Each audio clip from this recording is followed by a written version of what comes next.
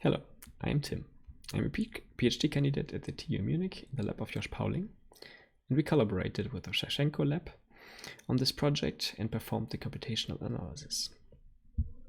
In the lipidomics data, we first saw that the disease progression is mainly governed by neutral lipids. To access the lipidomics changes beyond neutral lipids, we applied a novel computational workflow based on biclustering.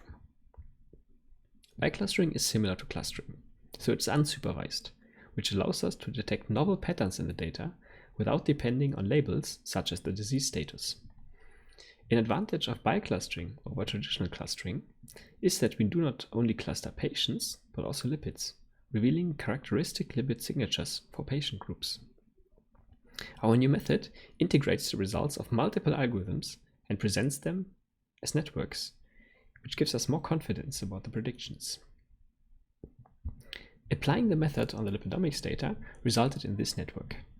We can see 4 highlighted network communities.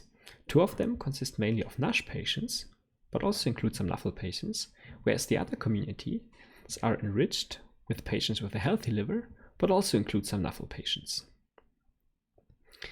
We could use this to extract the patient groups and their lipid signatures. We started with the lipid signatures. There we observed sphingomyelins exhibiting bidirectional changes, some increasing with disease progression, some decreasing with disease progression.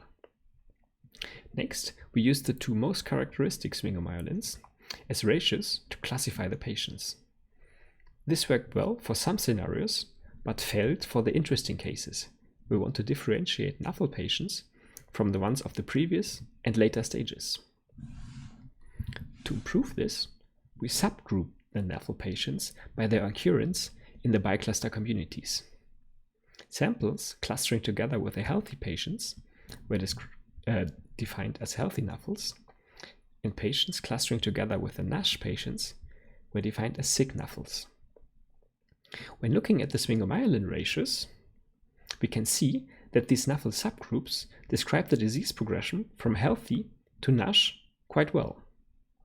Additionally, we significantly improved the classification performance, highlighting the heterogeneity of NAFLD patients.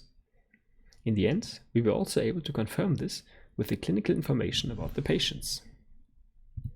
Thank you very much for listening. If you're interested in our work, please have a look at the open access paper or feel free to contact us.